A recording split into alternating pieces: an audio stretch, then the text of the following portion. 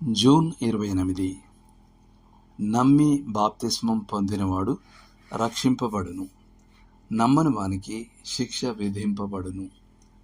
Mark సువార్త 16:16. ఈ విషయంపై బైబిల్లో ఇదొక్కటే వచనం అయితే రక్షణ కార్యం విశ్వాసం మరియు బాప్తిస్మం ద్వారా కలుగుతుందని మనం న్యాయబద్ధంగా తీర్మానించవచ్చు. కానీ క్రొత్త నిబంధనలో రక్షణ కేవలం విశ్వాసం మీద ఆధారపడి ఉంటుందని చెప్పే 150 వచనాలు ఉన్నప్పుడు ఆ 150 వచనాలకు ఈ 1 లేదా 2 వచనాలు విరుద్ధంగా ఉండలేవని మనం తీర్మానించాలి. అయితే బాప్తిస్మం రక్షణకు అవసరం కాకపోయినా విధేయతకు అది అవసరం. తన కుమారుని ప్రభువుగా మరియు రక్షకునిగా నమ్మిన వారందరూ నీళ్లలో ఆయనతో బహిరంగంగా ఏకమవ్వాలన్నదే దేవుని చిత్తం. బాప్తిస్మం పొందని విశ్వాసి వంటి వైరుధ్యాన్ని క్రొత్త నిబంధన ఊహించదు. ఒక వ్యక్తి రక్షించబడినప్పుడు అతను బాప్తిస్మం పొందుతాడని అది భావిస్తుంది.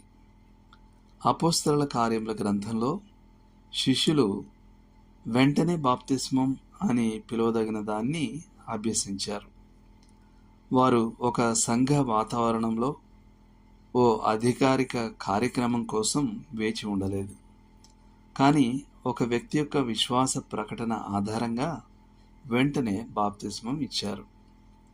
నమ్మకం మరియు బాప్తిస్మం యొక్క క్రమం ఎంత దగ్గరగా ఉంటుందంటే బైబిల్ వాటిని ఒకే మాటలో మాట్లాడుతుంది: నమ్మి బాప్తిస్మం పొందినవాడు అని. బాప్తిస్మం ద్వారా రక్షణ అనే లేఖన విరుద్ధమైన బోధను నివారించాలనే మన కోరికలో మనం తరచుగా అతివాదంగా వ్యతిరేక దిశలోకి వెళ్ళిపోతాం. ప్రజలు బాప్తిస్మం తీసుకున్నా తీసుకోకపోయినా పర్వాలేదనే తప్పుడు ఆలోచనతో ఉండిపోతారు. కానీ అది నిజంగా ముఖ్యమైన విషయమే.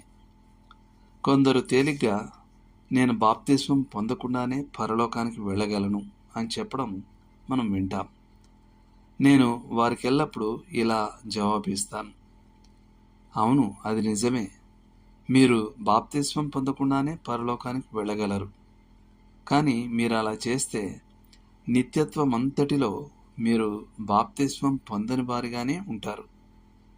పరలోకంలో బాప్తిస్మం పొందడానికి అవకాశం ఉండదు. ఇది మనం ఇప్పుడే ప్రభువుకు లోబడగల క్రియల్లో ఒకటి.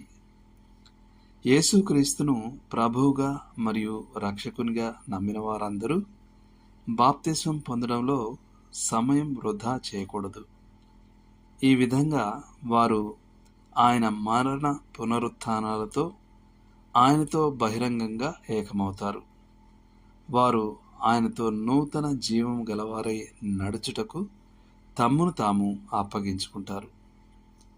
దేవుడు మిమ్మల్ని దీవించును గాక.